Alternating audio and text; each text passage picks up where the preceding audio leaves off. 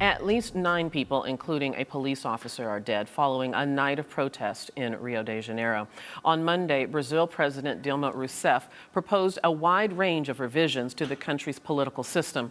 For over a week now, protesters have marched in cities across Brazil demanding better education, transportation, and health services. Until last night, there had been very few fatalities related to the protests.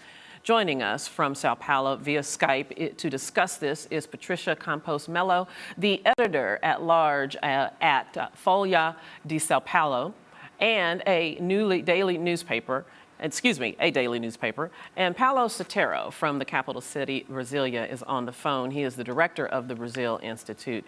Hello to both of you, and thank you so much for joining us. I do appreciate it. Hi, Beth.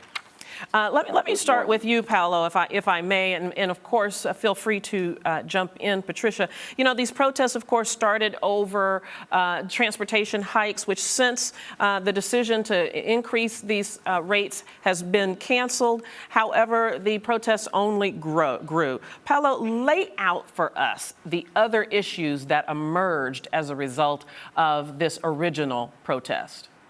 Well, the original cause is right, bus fares hikes in the city of São Paulo.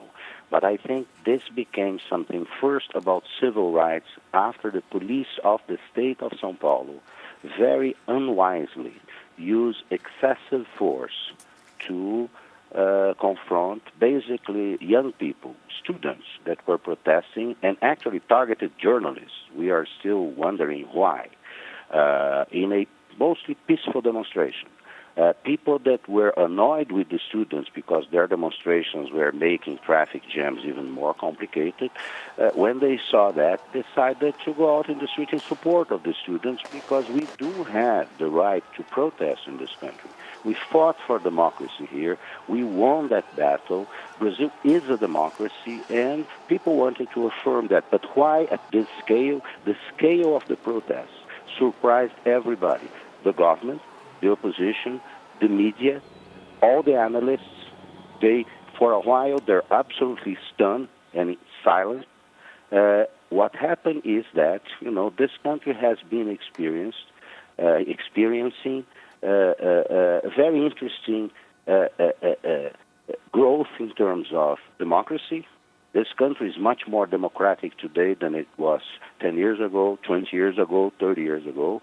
There has been, for the first time, a type of economic growth in the last 10 to 12 years with equity. People's lives improved. About 40 million Brazilians became part of the middle class in this process. If you know how unequal Brazilian society is historically, you understand the importance of this. And let me jump in right there, Paulo, if I may. A lot of things improved, but we are now at a moment where people are a little bit fed up with promises for more improvements that didn't happen, and all the demands are related to quality of life of a rising middle class that is young and that wants better public transportation, better education, better health, better safety, safer streets. This is not a protest against specifically a government. This is a protest against a political system that has ceased, or in the eyes of the people, the political system has ceased to represent them. And they are out in the streets saying, we have to change, we have to reconnect.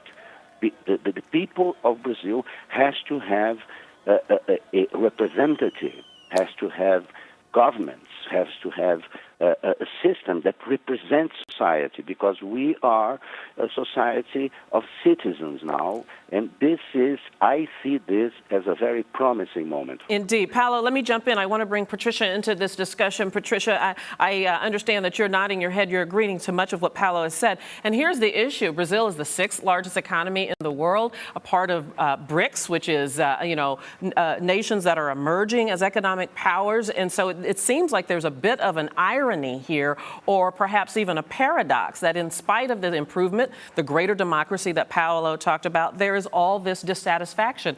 Where is the problem? Is it the president? Is she a part of the problem? Well, that's the thing. You've had a very significant improvement in the economy, and there's the GDP growth. I mean, although it's been a little bit weaker lately, there's been income distribution, and life has been getting better.